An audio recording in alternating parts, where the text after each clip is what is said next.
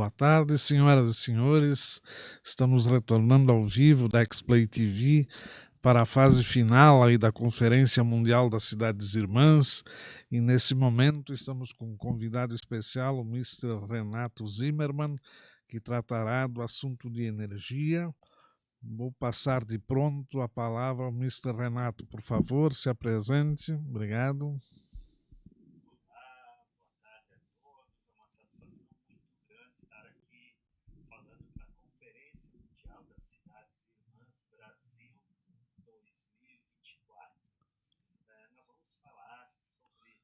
Transição energética e vamos até dar um título especial para essa nossa palestra, chamada Um Jogo que Precisa Ser Jogado.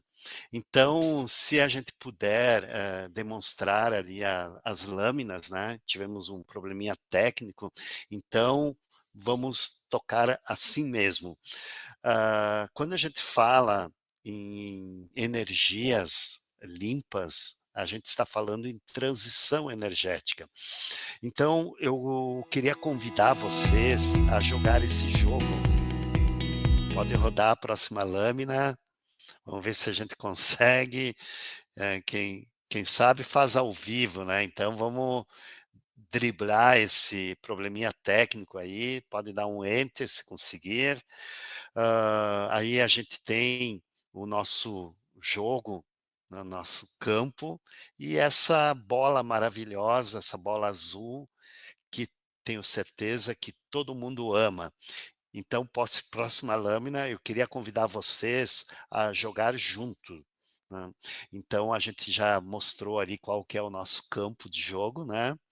E então, eu vou começar mostrando as regras desse jogo, que é entender o que é transição energética.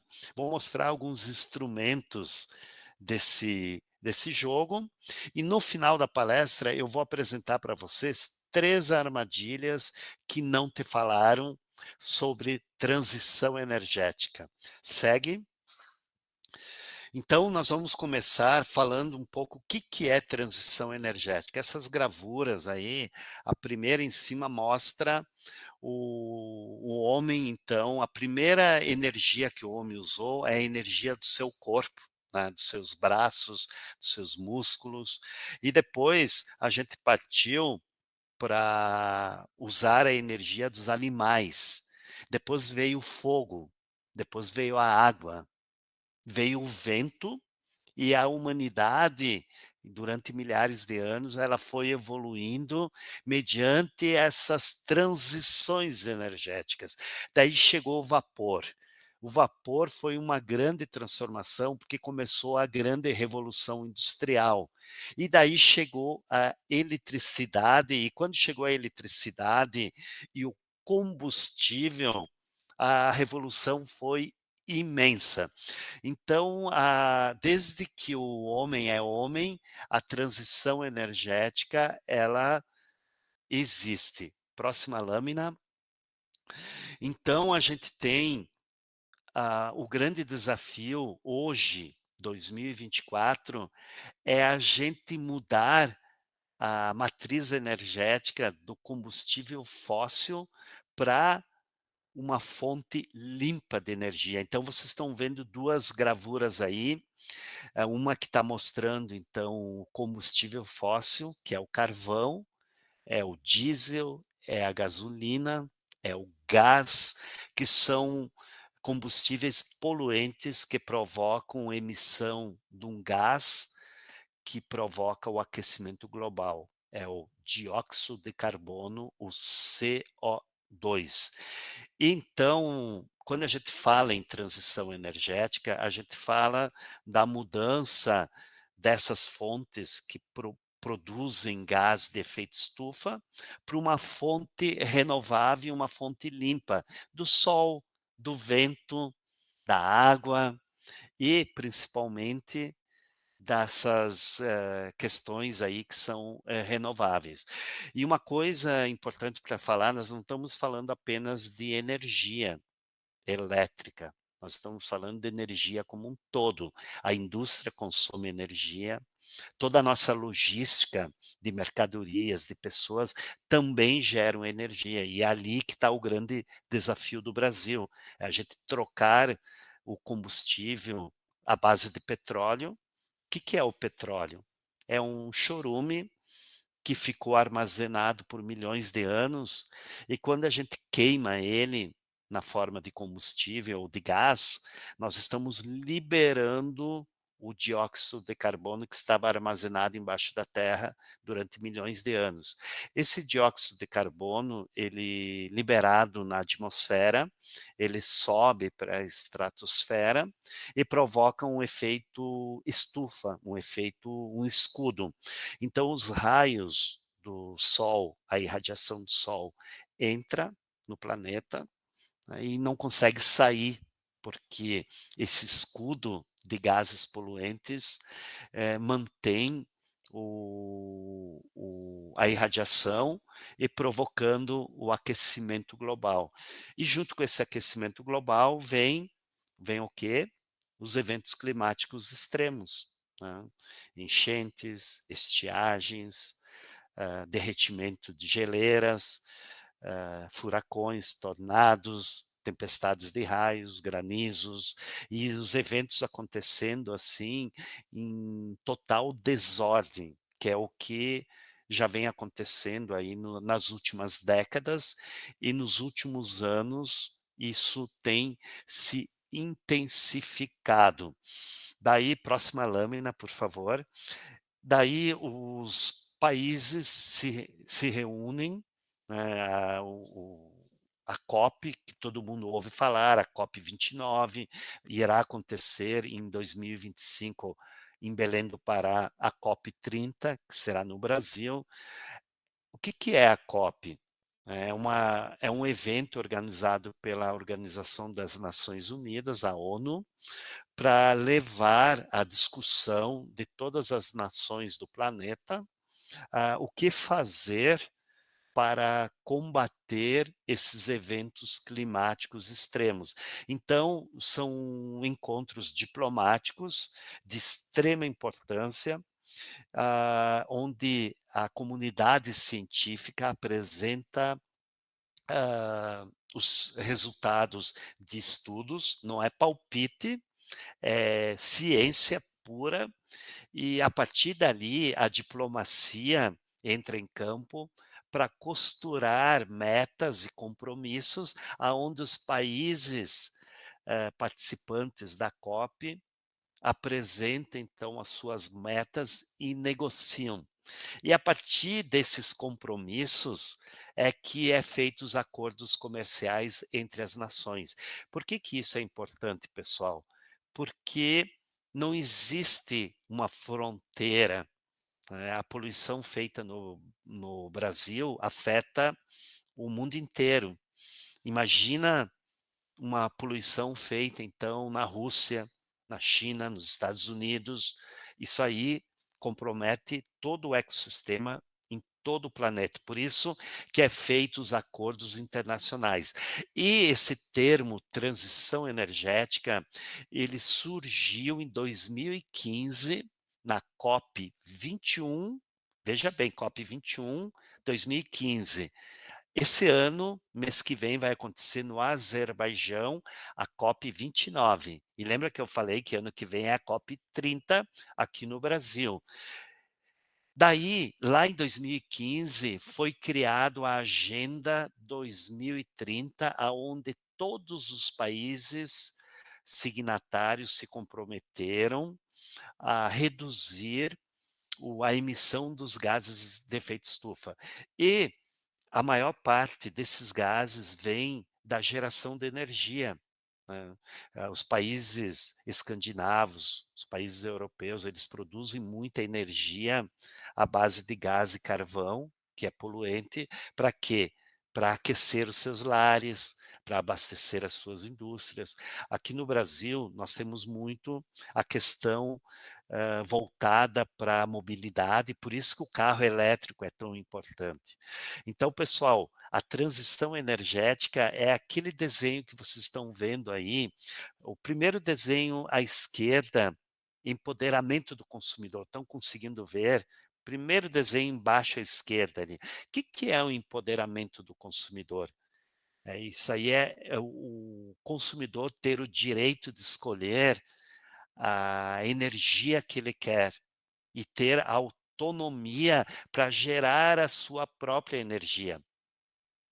E isso é o começo da transição energética. Por isso que no Brasil a gente começou a ver as placas solares.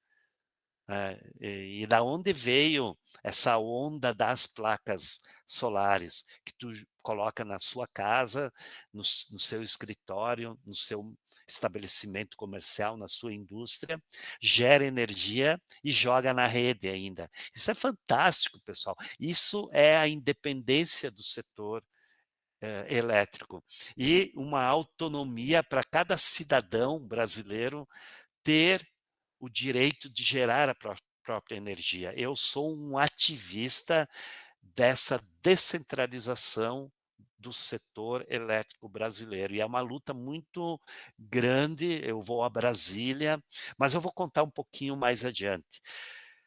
E essa trilha ela vai seguindo, tá, pessoal? Esse desenho aí da transição energética foi feita pela empresa de pesquisa energética, a EPE, que é uma empresa ligada ao Ministério das Minas e Energia, e ela tem por função ajudar na educação do mercado. Então, foi desenvolvido esse desenho para entender o processo da transição energética. Ela não vai acontecer como uma mágica, ela tem que ser construída. E ela começa dando o empoderamento do consumidor, descentralizando essas grandes usinas como Itaipu, esses grandes projetos. Não, a gente vai fazer milhões de pequenos projetos junto aos locais onde a gente consome a energia. Então, isso aí é descentralização. Daí, seguindo a gente chega na eletrificação. A energia chega a lugares remotos, como na Amazônia. Eu estive mês passado na Amazônia, visitei comunidades isoladas. A realidade deles é totalmente diferente, porque eles não têm energia, e eles não têm energia, eles não têm nem conexão, daí eles não têm educação, eles não têm saneamento básico. Sem energia falta tudo. A humanidade não tem como abrir mão das fontes energéticas. Então, a transição energética, a gente leva energia limpa para onde precisar. E, seguindo essa trilha, vem a descentralização, a descarbonização, né, que é a gente. O que é a descarbonização? É eliminar o carbono. Já vou falar importante, assim, uma coisa bem importante sobre o carbono. Eu só vou seguir a trilha da transição até o final. Daí vem a digitalização, a gente transformar a energia numa moeda tokenizada. Isso já existe em vários países e logo chegará aqui no Brasil. A gente comprar energia fazendo um Pix na hora, de quem a gente quiser, de forma tokenizada e digitalizada. Daí a gente chega nas modelos novos de negócio. Pode ver, não para de abrir empresas novas de tecnologia de energia. Isso é fantástico. Eu estou aqui transmitindo para a Conferência Mundial das Cidades Irmãs Brasil, direto de um centro tecnológico, um dos maiores aqui do sul do Brasil, em Porto Alegre, chamado Instituto Caldeira. Aqui tem dezenas de empresas de tecnologia para o setor da energia. E o nome dessas startups se chamam Energitechs, justamente porque elas estão também trabalhando essa transição energética. E daí começam a gerar novos modelos de negócios, né? De novas oportunidades e novas soluções. Esses dispositivos eletrônicos, eles nascem da evolução do setor. Próxima lâmina. Então, a gente já falou o que é transição energética, e eu queria falar bem rapidinho metas, ODS. que são metas, né? As metas, elas são compromissos que os governos fizeram de reduzir a sua emissão de gás. Então, cada nação faz o seu inventário, o seu estudo de como está poluindo o planeta, e a partir disso, outra coisa bem importante, faz os inventários e valida eles. Uma comunidade científica valida esses dados para ver que eles são verdadeiros. E daí a ONU criou as ODS. Que são essa sigla aí? O é de objetivos, o D é de desenvolvimento, o S sustentável, objetivos de desenvolvimento sustentáveis, que é uma maneira da gente criar uma nova sociedade mais justa, mais inclusiva, e essas metas são 17 no total. A principal delas é a paz mundial, né, que é o eixo principal da ONU, é promover a paz mundial. E olha, é difícil, né? Termina uma guerra, começa outra. E tem umas que nem terminam, ou parece que estão terminando e começa tudo de novo.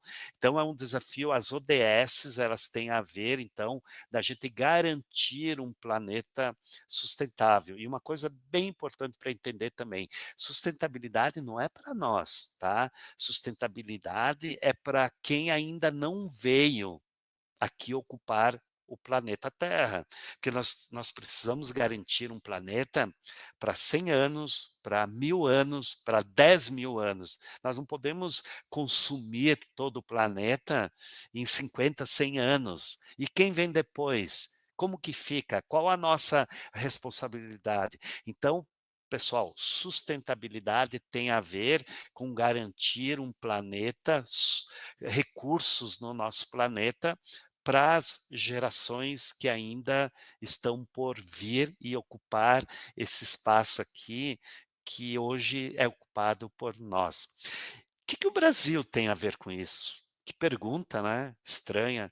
E agora, o que eu tenho a ver com isso?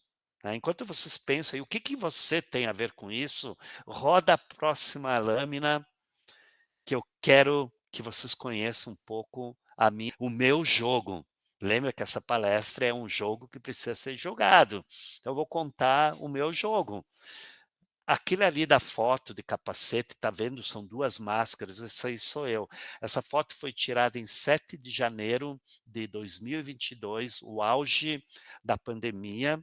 Foi a única manifestação em Brasília que teve durante toda a pandemia, e eu fui um dos organizadores, e foi uma responsabilidade muito grande a gente reunir pessoas de 20 estados lá em Brasília, em plena pandemia. Foi muito difícil até a gente conseguir fazer. E esse dia aí, 7 de janeiro de 22, mudou a minha vida. Eu subi num trio elétrico, peguei aquele microfone. Quando eu desliguei aquele microfone, eu já não era mais o Renato, eu já tinha feito a minha transição. Eu desci daquele palco totalmente mudado, e daí comecei a me dedicar, então, a divulgar esse trabalho de sustentabilidade do planeta. Daí aquelas entidades à direita que vocês estão vendo ali, aquela rosa verde, é o Instituto Nacional de Energia Limpa, aonde eu sou de forma voluntária secretário, o programa RS Solar aqui no Rio Grande do Sul, e também eu faço parte do Fórum Brasileiro de Mudança do Clima. Eu trabalho em 2 câmaras temáticas, a de mercado de carbono e também a de transição energética. Isso aí é tudo voluntário. Esse é meu jogo. Aí pergunta como é que, se isso é voluntário, como é que eu pago meus boletos? Como é que eu ganho a minha vida? Bem, eu sou mentor e palestrante. Como mentor, então eu ajudo, eu tenho uma experiência de 40 anos como gestor de grandes empresas, eu ajudo outras empresas mediante um processo de mentoria, a ela se conectar com parceiros para desenvolvimento de novos negócios. Então, queria aproveitar ali estão minhas redes sociais, tem meu WhatsApp, faço um print dessa tela, depois podem me chamar, vai ser uma honra aí conversar com vocês. E tem o meu canal no YouTube, @Energia Transforma Cal. Lá tem mais de 110 vídeos que contam um pouco da nossa trajetória e da nossa mensagem. Eu estou aqui entregando uma mensagem para vocês como um ativista de sustentabilidade. Para mim é uma honra e espero que esteja contribuindo com o despertar e a consciência de vocês. Próxima lâmina. Obrigado. Agora eu vou apresentar para vocês, eu prometi que eu ia apresentar as 3 armadilhas sobre essa questão da transição energética. E é bem importante, e eu selecionei elas na minha experiência, o que isso impacta nas nosso processo de despertar em relação a gente ajudar a salvar o planeta, porque isso não é coisa de governo, não é coisa de ideologia, isso é compromisso de qualquer cidadão, qualquer ser humano precisa ter esse processo de despertar. Próxima lâmina, vamos começar então com o viés da confirmação, que é a primeira armadilha. O que é esse viés de confirmação? Vocês já ouviram falar esse termo? Ah, nada mais significa do que a gente ter um conjunto de crenças. O viés de confirmação ele acontece dentro da gente mesmo. Eu tenho os meus vieses e vocês têm, cada um tem os seus. É um conjunto de crenças e de ideias, de conceitos que a gente tem, e a partir disso a gente valida ou não aquilo que a gente recebe. Então, isso é uma armadilha. Né? Por quê? Porque a gente ignora o que não bate com o que a gente acredita, ou até a gente exclui. Quantas pessoas, às vezes, não saem de um grupo porque é colocada uma ideia lá e, eu não concordo com aquela ideia, saio do grupo. E ali tem muito, esse viés de confirmação a gente vê muito na política, na religião, no futebol, que são os pontos onde, eu torço para o time de futebol tal, e daí tudo que vem desse time é tudo coisa boa, e tudo que vier do meu time rival, eu refuto. Não é assim que funciona? Às vezes a informação é a mesma e a gente faz o nosso viés, a gente constrói as nossas narrativas e as nossas verdades. Pessoal, isso é uma armadilha, porque leva a gente a distorcer as informações. Daí o que a gente faz? A gente recebe uma fake news, o que a gente faz com ela? Bateu com o nosso viés, a gente pega e espalha ela, sai espalhando a notícia, nem quer saber se é verdade ou não. Para nós é verdade, vai embora. Né? E não é assim, isso é uma armadilha, porque gera uma confusão, discórdia. Próxima lâmina. Obrigado. Agora nós vamos falar sobre os mercadores da desinformação. Nós estamos vivendo a era da informação. Então, é muita informação. Nós estamos aqui conversando, está entrando WhatsApp, é notícia, é site, é televisão, é stream, é muita informação. Né? E dentro desse processo existe os mercadores da desinformação. É informação com o D na frente, desinformação. O que é isso? Até eu costumo dizer que é a ciência dando um tiro no pé. Eu não vou citar mercados, empresas, né? Vou citar um exemplo, vocês busquem aí na ideia geral que eu vou colocar. Tem um mercado e esse mercado, por algum motivo, está adoecendo as pessoas. E a comunidade científica descobre isso e começa a divulgar dados. Esse mercado, que é poderoso, está ganhando dinheiro, faz o quê? Começa a espalhar fake news para invalidar aquelas informações da ciência. Por que que ela faz isso? Por que que a indústria da desinformação faz isso? Porque ela quer se proteger, ela está se sentindo ameaçada. É.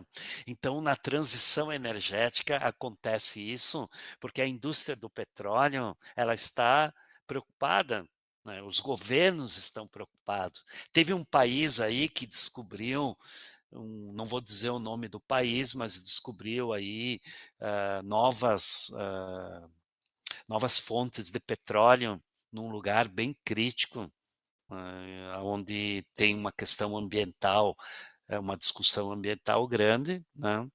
E o país quer furar petróleo, porque são bilhões de dólares, vai gerar um monte de impostos, um monte de renda, não sei o quê.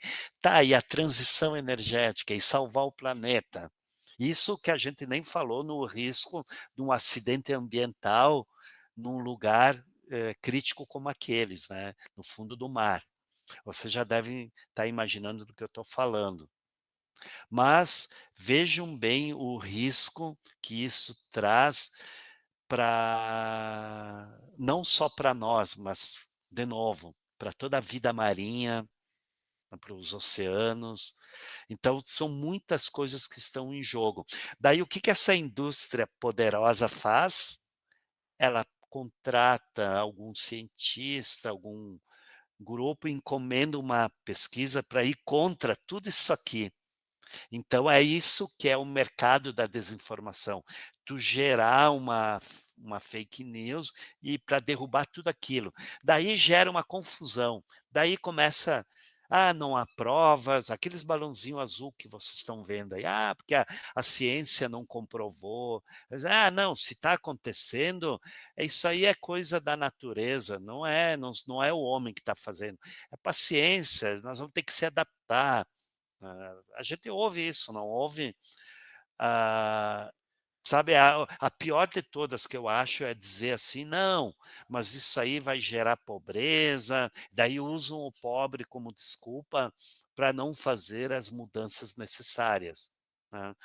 E por último, a questão também de dizer assim, eu não nem vou dizer que é por último, tá, porque tem N justificativas que a indústria da desinformação usa para confundir a gente, que é dizer que isso aí tem que se adaptar, né.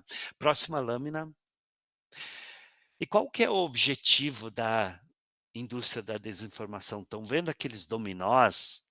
É o D de dominó, é o D de distrair, o D de distorcer, o D de desinformar, o D de dividir, o D de desunir e muitos outros Ds aí. Por quê? Porque o objetivo da desinformação é gerar inércia, deixar tudo como está, porque está bom para aquele mercado, o governo arrecadando, está tudo lá mil maravilhas, então deixa como está. Vamos arcar com as consequências disso. Então a indústria da desinformação quer que a gente fique tudo como está. Próxima lâmina. E então assim, se não funciona nada disso, essa indústria ela tende a fazer ataques pessoais. Porque aquilo ali é isso, aquilo ali é aquilo, daí começa envolve política, né. Porque esse é daqui, esse é daquela ideologia, dessa ideologia, e daí vira um espaço aberto para tudo que é tipo de conflito, e a gente não consegue evoluir nas regulamentações, nas políticas públicas, nos acordos que são necessários para que as mudanças venham e que essas mudanças sejam para melhor. Próxima lâmina. Estamos já se dirigindo para o final da palestra, acho até que eu me estendi um pouquinho. A última armadilha que eu queria mostrar para vocês é a ecoansiedade.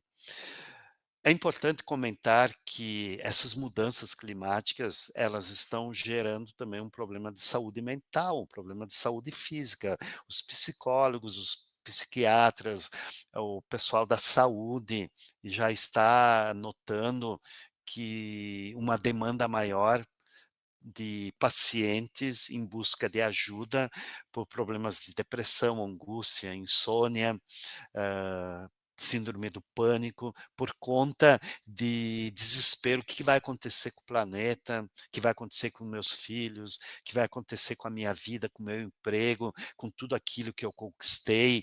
O que vai acontecer com aquilo que eu gosto, aquele parque que eu gosto de ir, com aquela praia, que agora corre o risco com o derretimento das geleiras, os oceanos subirem, toda a nossa costa, mudar.